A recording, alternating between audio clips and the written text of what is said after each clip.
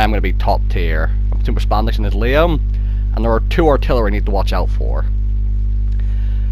So I'm ever so slowly catching up on the replays I've got saved up. This replay in particular was recorded on the 2nd of April. Just to give you an idea of how far back I am. Got quite a few videos to get through, but should be catched up soon, and I might start doing 2 videos a day just to catch up. But anyway, German 27 heavy tank, I like it a lot because it's basically a Tiger that can actually side scrape thanks to the shape of the front of the hull. And as everyone knows, I love side scraping, so it's perfect vehicle for me at tier 7, because the Tiger P and the Tiger 1 cannot side scrape the shape of them.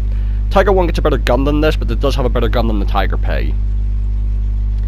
Cut its steps, 9-0 line is usually the more useful part of the map. If you can just rush straight down 9-0 line and win it, you can just get around all the enemies and kind of win.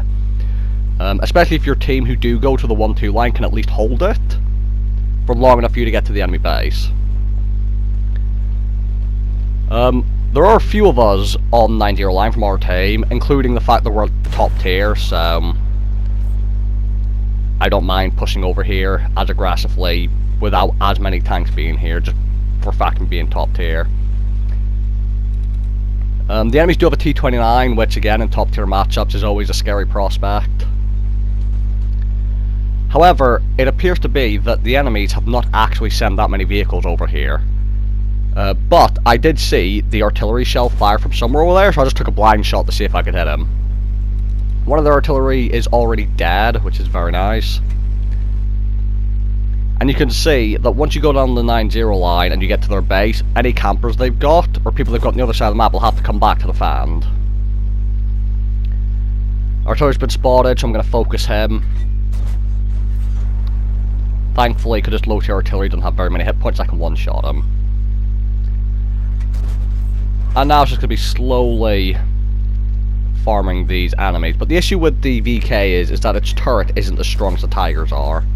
So for example, it's 100mm thick. It does have a slight bit of curve to it, but generally speaking, something like the Tiger with 203 pen or T-29 with 198, and pretty much all tier 5 tanks with standard rounds can theoretically pen this thing straight through the turret if you hit it on the flat part.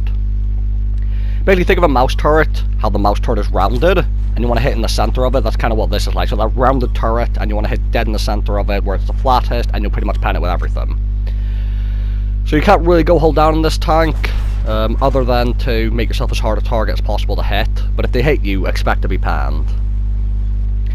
Now see, I am wary because they've got a light tank running around here, or at least I thought they had a light tank running around here. I didn't realise, but Spandex actually killed them, I believe.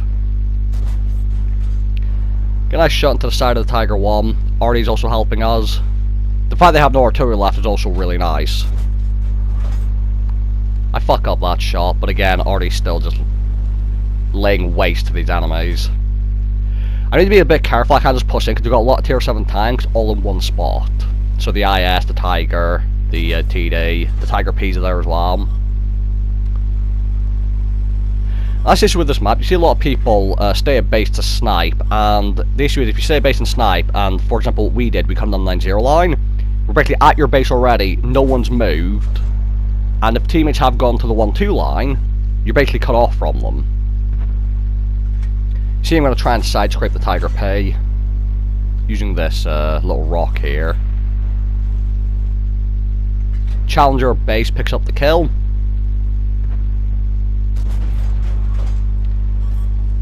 And because this is basically a Tiger and has like a similar Tiger gun, that does mean it gets the 203 standard pen, which is really not, even in tier 8 games, that 203 standard pen is usually enough. Like you can pen the front of an IS-3's upper plate with that.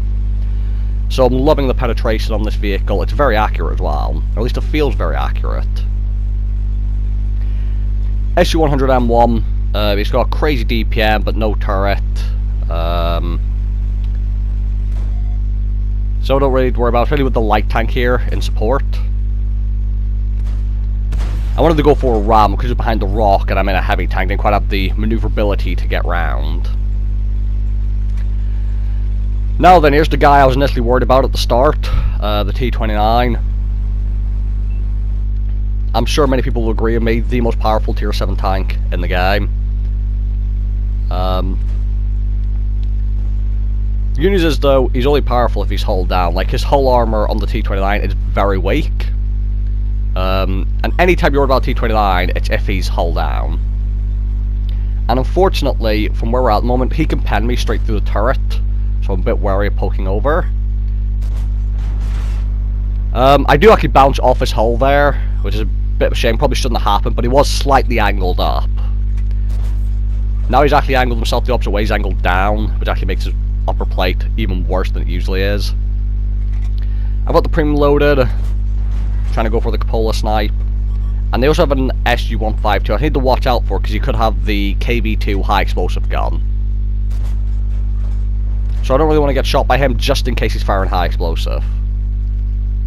And even the AP rounds on that thing are 175 pens. You can easily pen through my turret. He is firing high explosive, as you saw there. And now that I know he's got a really long reload, I'm going to go for the T-29. And the reason I'm going to go for the T-29 is, I'm about to go for him. I see the Black Prince is actually going for Spandex. So I do need to help Spandex out real quick. But you see a light tank on the mini-map, driving around the T-29. I'm thinking, if I go in and like have the T-29 face me, the light tank can just go get round him. T-29 pen straight through me, that's fine. I'm going to get another shot in at him, but I'm not going to be able to kill him in one shot unless I high roll. And now I'm just expecting the light tank to go next to him or behind him and kill him. What you're going to see is the light tank's just sat there behind a rock, and I'm not quite sure what he was doing. He could have, even though he's a tier 6 light, obviously the T-29 has 76mm side armor, which is easily enough for that light tank to pan through. I don't know why he hid behind the rock, but either way, I got my last shot damage in, we won the game, and a pretty good result all round. 4,000 damage for the high caliber, just under 2,000 base XP, which was more than enough for the ace tanker. 5 kills, and you actually see our challenger just sniped a base, actually had a decent game, and on their team, 6 kills and top damage on their team was the T-29, which, as I said, was to be expected. Always got to be wary of T-29s. So, on the map, you saw me go down 9-0 line, the enemy team didn't go down 9-0 line, and we just wrecked them in their own base. So, thank you guys for watching, hope you guys enjoyed the video, and I'll see you all in the next one.